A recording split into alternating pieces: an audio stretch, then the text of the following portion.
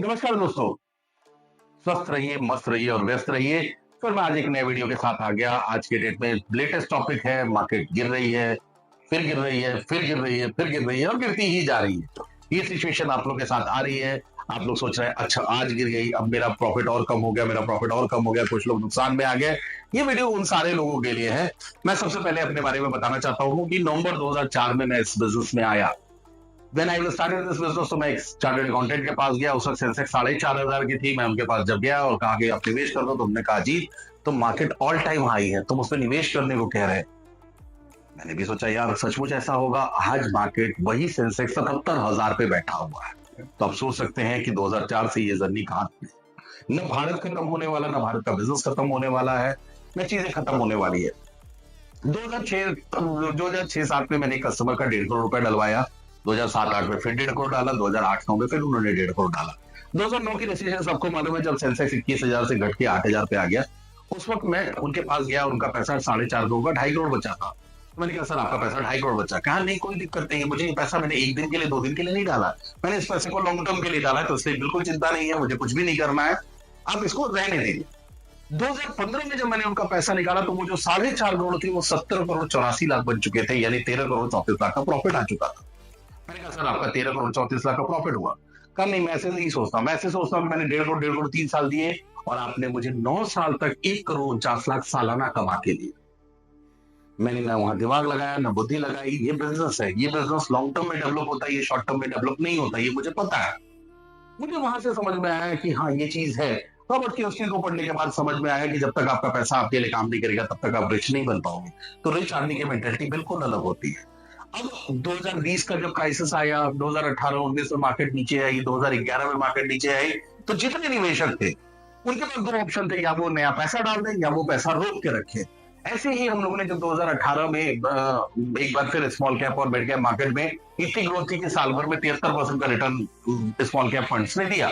लोगों ने पैसा डालना शुरू किया। लोग तब पैसा डालते हैं जब मार्केट बहुत तेजी से बढ़ जाती, लोग तब पैसा नहीं डालते जब मार्केट गिरती।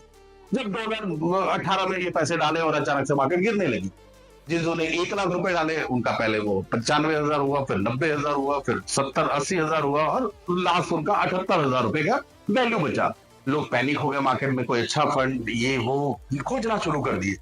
आज जितने लोग भी उस फंड में रुके हुए हैं वो 1 लाख रुपए का आज 3,49,000 रुपए की वैल्यू बनी है मार्केट गिरने के बावजूद भी।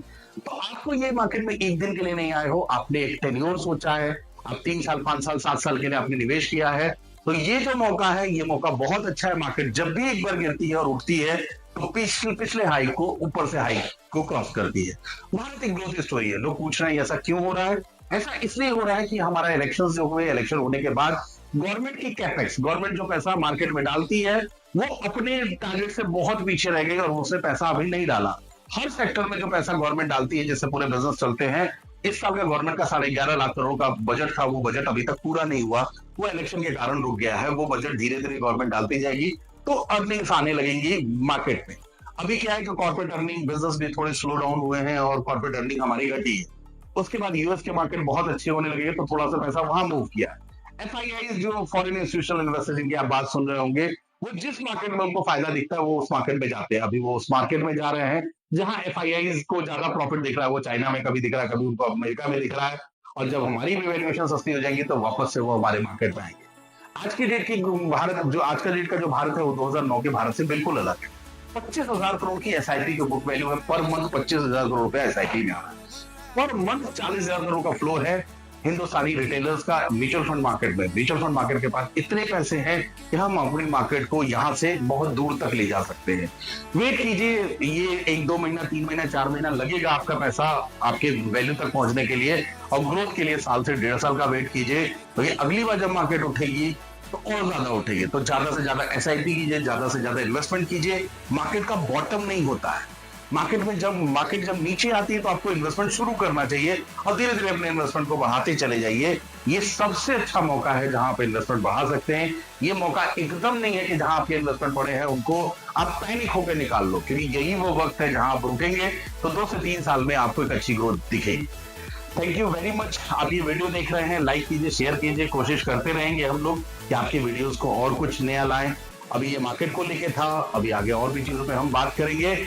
तो आराम से रहिए, आपके पैसे को हम दिन रात हम उसके लिए लगे हुए हैं, हम उसके लिए मेहनत कर रहे हैं, हम चीजों को बार बार रिसर्च कर रहे हैं, तो आपको एक अच्छी ग्रोथ देने की कोशिश हम कर रहे हैं। तो अभी आज का वीडियो सिर्फ मार्केट के सिनेरियो पे था, आगे हम और भी कुछ चीजें करते रहेंगे। हम आपके पैसे को रोजाना के रूप में देख रहे हैं, क्योंकि आपका पैसा जब भी हम लोगों ने लगाया है तो हम लोगों ने अपने किसी का पैसा लगाया, इस तरह से लगाया है, तो बिल्कुल चिंता मत कीजिए, ये मार्केट फिर से सुधरेगी। भारत की ग्रोथ स्टोरी इंटैक्ट है।